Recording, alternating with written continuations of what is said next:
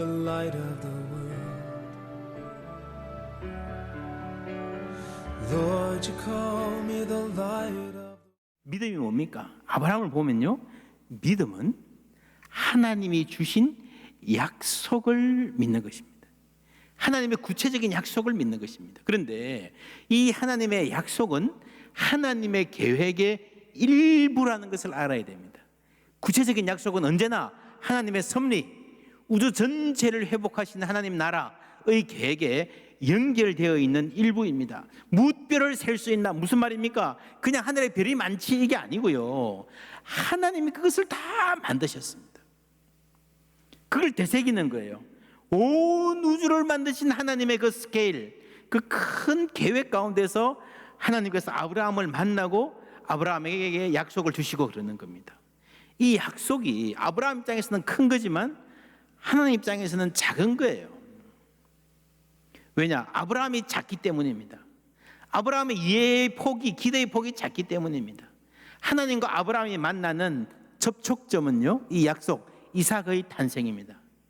아브라함에게는 이게 아주 중요한 약속이지만 이게 하나님 계획의 전부가 아니라는 것을 알아야 됩니다. 여러분, 아버지가 꼬마인 아들한테 무슨 약속을 해요. 그 약속을 할 때는 그 아들 수준에서 알 수 있는, 기대할 수 있는 약속을 하고 지키는 거예요. 그런데 이 아버지가 꼬마인 아들에게 하는 약속이 아들을 위해서 아버지가 하는 일의 전부가 아니죠. 아버지는 이 아들을 위해서 학비도 마련하고요, 집도 마련해 놓고요, 아들의 삶 전체를 책임지고요, 아들의 삶의 먼 미래를 미리 준비합니다. 그러나 아들이 알고 이해하는 약속, 아들이 바라고 기다리는 무엇은요, 그 전체 계획의 작은 일부예요. 작은 일부. 아브라함이 바라던 것은, 아브라함이 하나님을 믿었다는 것은요, 이삭의 탄생과 관련되어 있습니다. 아브라함 입장에서는 너무 큰 일이에요. 그게 없으면 인생 자체의 의미가 없어질 정도로 절박한 일이었습니다. 그러니까 이 약속을 관련해서 하나님을 믿고 못 믿고 하는 거예요. 그런데 여러분, 세계 역사의 입장에서 보면, 크신 하나님 입장에서 보면은, 우리 현대인들의 입장에서 보면요, 3500년 전에 중동의 한 마을에 살던 유랑인 할아버지 한 명에게 늦둥이가 생기든 안 생기든 그게 뭐 대단히 중요한 일은 아닐 수도 있잖아요. 그렇지 않습니까? 여러분, 아브라함과 하나님과의 관계에서 그 접촉점이 이삭의 탄생이었다고 하는 것은 현대인들이 예수 믿고 죽어서 천국 간다는 것과 비슷한 의미였습니다. 당시 사람들은 아들을 통해서 내 생명이 이어진다고 생각했어요. 영원한 생명 생각 잘 못했고요, 예수님 때까지 부활이 없다 하는 사람들이 있었잖아요. 사두개인들, 제사장들. 그래서 영원히 사는 것은 자손을 통해서 삶이 이어지는 길밖에 없다고 생각했습니다. 나는 죽어서 썩어도 나하고 비슷하게 생긴, 내가 만들어낸 나의 소생들이 이 땅을 돌아다니면 그게 내 분신이겠거니 생각하고 위로를 삼는 겁니다. 유한한 인간이 무한한 꿈을 꾸는 방식입니다. 여러분, 인간은 유한합니다. 죽을 수밖에 없습니다. 그런데 어떤 인간도 유한한 자기의 생에 만족하지 못해요. 모든 인간은 무한을 꿈꿉니다. 영혼을 동경하게 되어 있습니다. 영혼을 동경하는데 내 삶은 유한해요. 끝나요, 좀 있으면. 그러니까 불안하죠.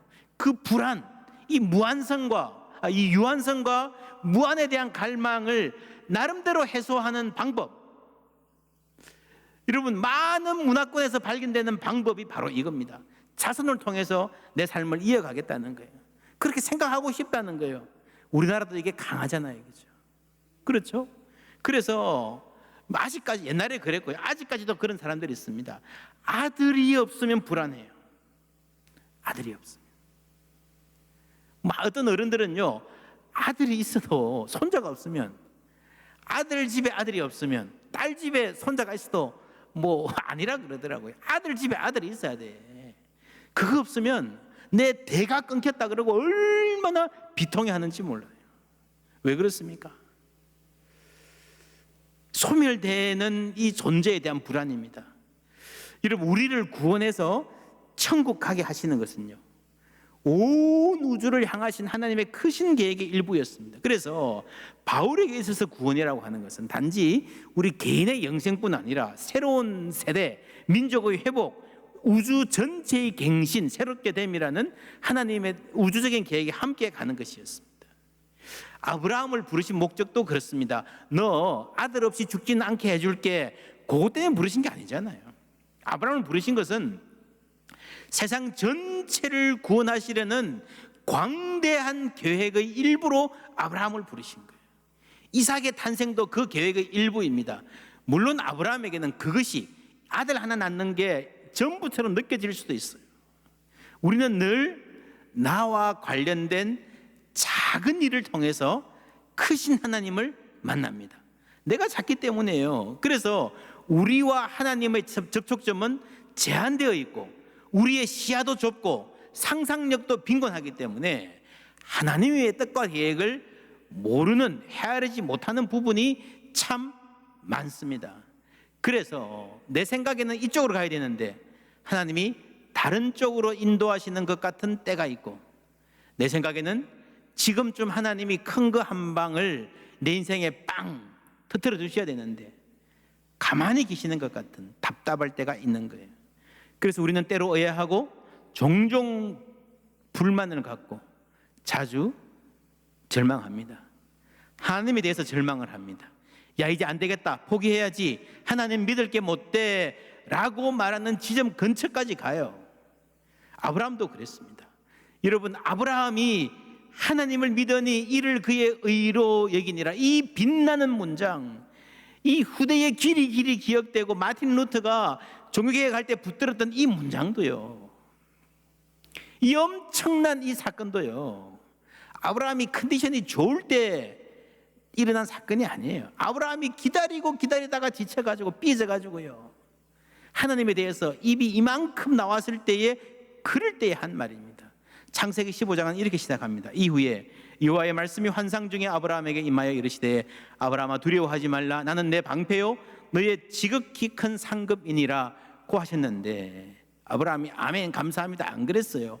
아브라함이 이르되 주 여호와여 무엇을 내게 주시려 하나이까. 여기에 담긴 아브라함의 불만 섞인 목소리가 들리십니까? 나는 자식이 없사오니 내 꼬라지를 보세요. 이제 나의 상속자는 그냥 이 다메섹 사람 엘리에셀, 우리 집의 이 종, 이걸로 끝낼래요. 속단하는 거예요. 희망이 없다라고 하는 거예요.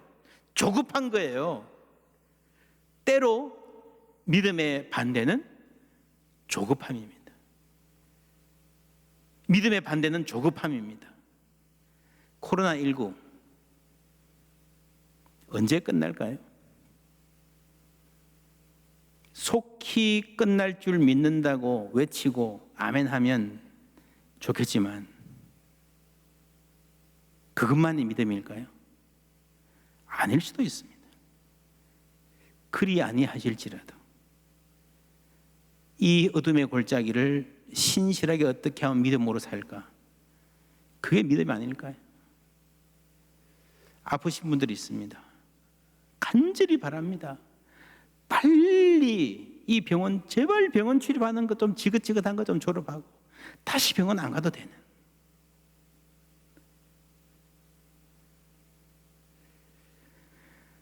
여러분, 우리는 조급합니다. 젊은 사람들, 나는 언제 결혼할 수 있을까요? 올해 내로 할 줄 믿습니다. 그게 벌써 몇 번째 해인지 모르는 사람들 많잖아요. 조급함은요, 우리를 우상 숭배로 이끕니다. 이스라엘 백성들이 왜 금송아지를 만들었습니까? 대놓고 하나님 이제 안 믿겠다, 배반하겠다, 그게 아니에요. 모세가 시내산에 올라간 그 40일 그 불안, 그 조급함을 못 견디는 거예요. 하나님 믿는다고 하면서도 하나님만이 채울 수 있는 것을 하나님 아닌 다른 것으로, 하나님이 주시는 그 계획이 아닌 다른 내 판단으로 채우는, 그게 우상숭배예요. 내 양은 내 음성을 듣는다고 했습니다. 여러분, 주님 음성 듣고 사는, 주님 음성 따라가는 성도들 되시기를 바랍니다. 그래야 삽니다. 문제는 세상에 다른 음성도 많다는 거예요. 사탄의 음성, 우리의 탐욕, 의심, 부추기는 비교하고 경쟁하게 만드는, 그래서 조급하고 불안하게 만드는, 그러다 보면 나름대로 어떻게 한다고 하는데 결국에는 좌절과 낙담의 골짜기로 우리를 몰고 가요. 그런 세상의 음성들. 안 돼, 포기해. 나이 90 된 여자가 애 낳는 거 봤어? 말이 안 돼. 주위에서 하도 그러니까요. 나중에 내 마음에도 그런 목소리가 들려요. 아브라함도 그랬습니다. 그러나 아브라함이 어떻게 했는지 로마서 4장 19절부터 22절까지 다 같이 읽어보시겠습니다. 그가 100세나 되어 자기 몸이 죽은 것 같고 사라의 태가 죽은 것 같음을 알고도 믿음이 약하여지지 아니하고 믿음이 없어 하나님의 약속을 의심하지 않고 믿음으로 견고하여져서 하나님께 영광을 돌리며 약속하신 그것을 또한 능히 이루실 줄을 확신하였으니 그러므로 그것이 그에게 의로 여겨졌느니라. 아멘. 믿음으로 하나님께 영광을 돌렸습니다. 여러분, 우리가 믿음이 없이는 절대로 하나님을 기쁘시게 할 수도 없고 하나님께 영광을 돌릴 수도 없습니다. 내가 뭘 돈을 많이 벌어서 뭘 하면 세상에서 성공하고 세상에서 유명해지고 인정받으면 하나님 영광 받으실 것 같습니까? 그렇지 않습니다. 우리가 하나님께 영광 돌리는 방법은요, 믿음밖에 없어요. 믿음밖에. 아브라함은 믿었습니다. 세상은 안 돼라고 말하지만 하나님께는 희망이 있다는 것을 믿었었습니다. 하나님 어떤 분이십니까?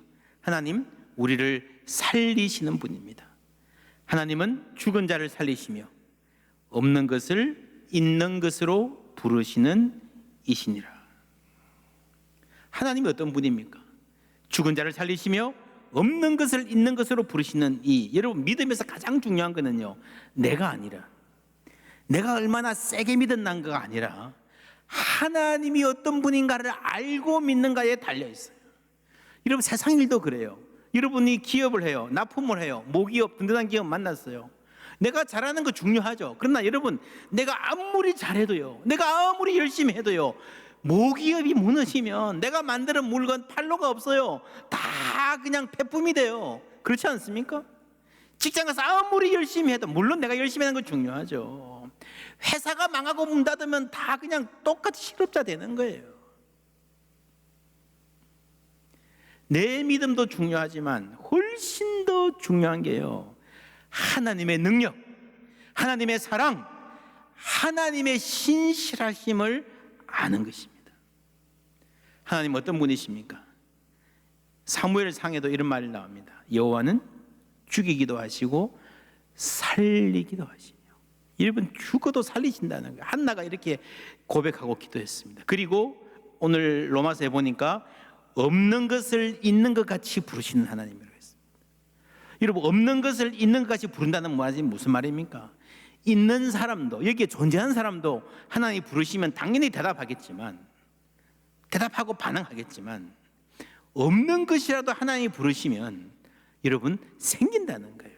창조의 능력, 빛이 있으라 하시니 빛이 있었고, 그 말씀이에요. 이사야 41장 4절에 이 일을 누가 행하였느냐, 누가 이루었느냐, 누가 처음부터 뭘 불러내었느냐? 만대를 불러내었느냐. 여러분, 처음부터 만대를 불러내었다는 말이 무슨 말이에요? 하나님이 아브라함 한 사람을 부르셨어요. 근데 아브라함 뒤에 쭉 줄 서 있는 만대, 그 안에 이삭도 있고 야곱과 12아들도 있고 다윗과 수많은 자손들이 있고 우리까지 있었던 줄 믿습니다. 처음부터 만대를 불러내셨습니다. 그 하나님이 우리를 만드셨습니다. 하나님의 가족 되게 하신 줄 믿습니다. 처음에도 나요. 세상을 지으셨을 때에, 아브라함을 부르셨을 때에 처음에도 나요. 나중 있을 자에게도, 오늘 포항제일교회 예배드리는 우리들에게도, 오늘 이 한반도를 살아가고 이 세상을 살아가는 우리들 그리스도인들에게도 내가 곧 크니라, 내가 하나님이니라, 여러분 믿으시기를 바랍니다. 이게 하나님의 부르심의 능력이에요. 이사야 48장에 보면은 야곱아 내가 부른 이스라엘아, 내가 부른 이스라엘아. 하나님이 불렀기 때문에 이스라엘이 생긴 거예요. 내게 들으라, 나는 그니 나는 처음이요 또 나는 마지막이라.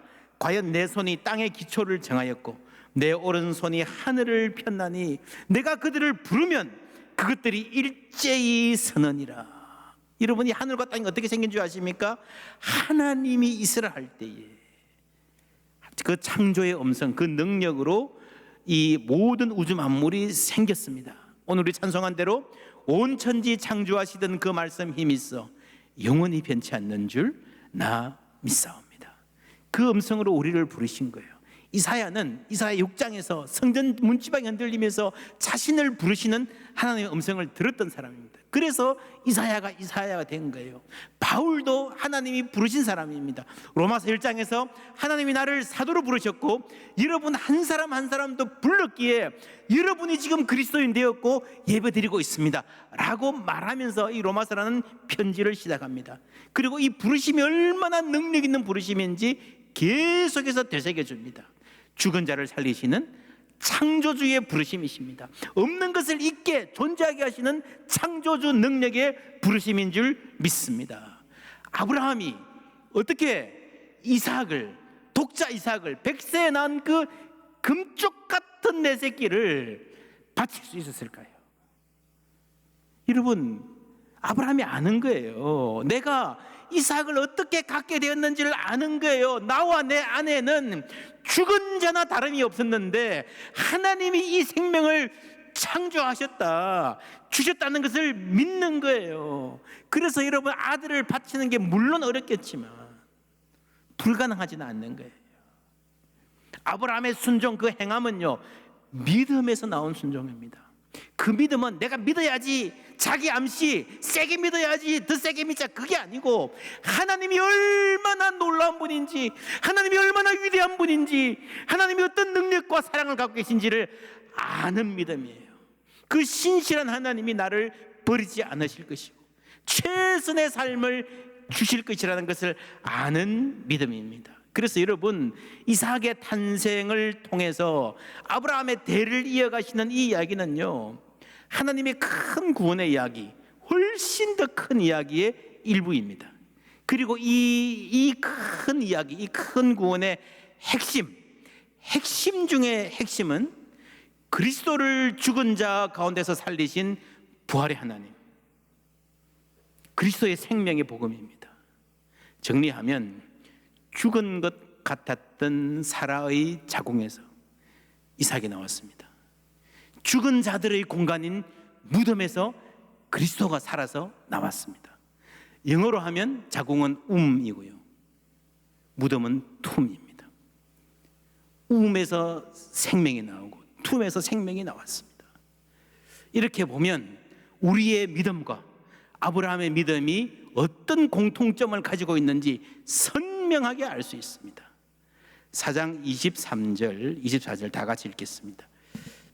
그에게 의로 여겨졌다 기록된 것은 아브라함만 위한 것이 아니요 의로 여기심을 받을 우리도 위함이니 곧 예수 우리 주를 죽은 자 가운데서 살리신 이를 믿는 자니라. 아멘.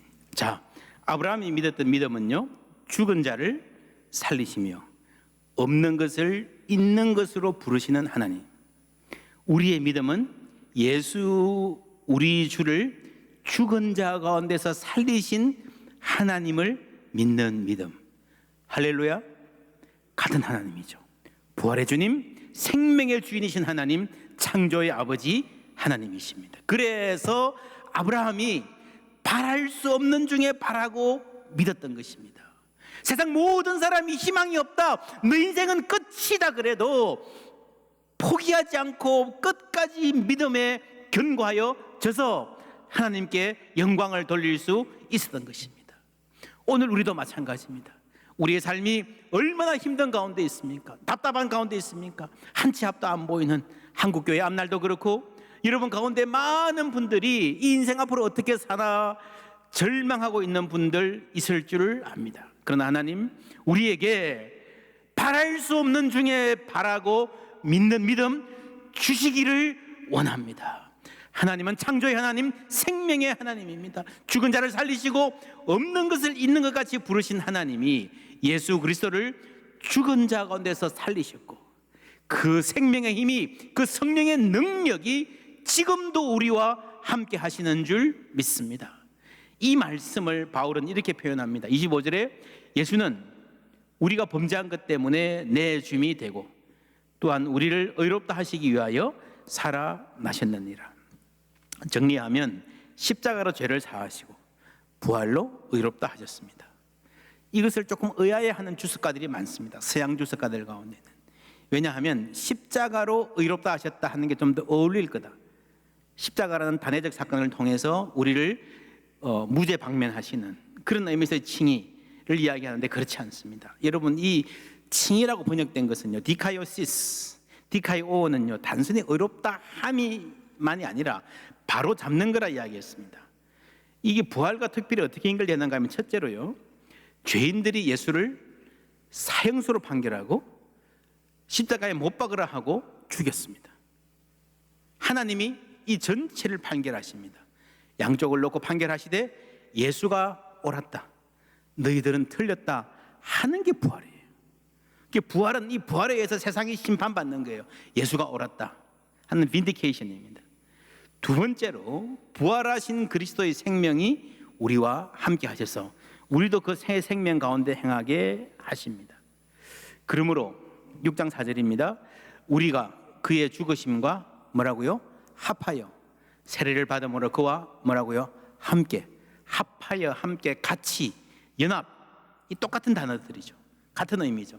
여기에 주목하십시오. 장사되었나니 이는 아버지의 영광으로 말미암아 그리스도를 죽은 자 가운데서 살리심과 같이 우리로 또한 새 생명 가운데 행하게 하려 함이라. 여러분 보세요. 그리스도를 죽은 자 가운데 살리심과 같이 우리도 미래에 다시 살리실 것이다 는 것뿐 아니라 지금 우리가 새 생명 가운데서 행하게 하려 한다는 겁니다. 만일 우리가 그의 죽으심과 같은 모양으로 연합한 자가 되었으면 또한 그의 부활과 같은 모양으로 연합한 자도 되리라. 그래서 부활과 연합한다는 것은 우리가 먼 미래의 역사의 마지막 날에 다시 부활할 것이다 라는 것뿐 아니라 지금 새로운 생명의 삶, 뉴 라이프를 살게 하신다는 겁니다. 그리스도를 부활시킨, 죽은 가운데서 부활하신 성령의 능력이 우리와 함께 하셔서 예수님이 가버나움 어느 집에서 그러셨죠. 하나님 뜻대로 행하는 자라야 내 가족이다. 그런 가족을 만들어 가신다는 거예요. 새로운 삶을 살게 하신다는 겁니다. 정리하면 그리스도께서 우리를 위하여 죽으시고 for us, 이제 살아나셔서 우리와 함께, 우리가 연합하여 with us 함께 살아가십니다. 로마서 1장에서 4장은요 주로 이야기입니다. 그리스도께서 우리를 위하여 죽으셨다, 우리를 구원하셨다. 근데 그걸로 끝나는 게 아니라 5장에서 8장까지는 이제 하나하나 그리스도와 우리가 함께하는 삶이 어떤 삶인지 그 새로운 삶을 보여주시는 거예요. 그리스도의 죽음과 연합해서 그리스도의 생명과 연합하여 사는 사람으로 이 땅을 걸어가는, 이 땅에서 삶을 영위해나가는 삶이 어떤 삶인지 하나하나 이제 보여줍니다. 그리고 8장에 가면 그 대목의 결론입니다. 결론이 뭔가 하면 누가 우리를 그리스도의 사랑에서 끊으리요. 할렐루야. 그 누구도, 어떤 권세도, 하늘도 땅도 천사도 어떤 사망도 나의 연약함도 나의 열등감도 끊을 수 없는 그리스도의 사랑.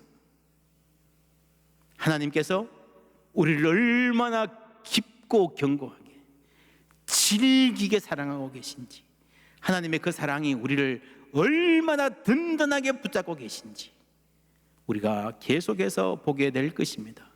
이 말씀 안에서 내가 받은 구원, 나를 사랑하시는 그 하나님의 사랑, 그 깊이와 높이를 우리가 알게 되고 그 사랑 안에서 새로운 삶을 살아가는, 이전과는 다른 세상의 빛과 소금 되는 삶을 살아내는 우리 되기를 주님의 이름으로 축원합니다.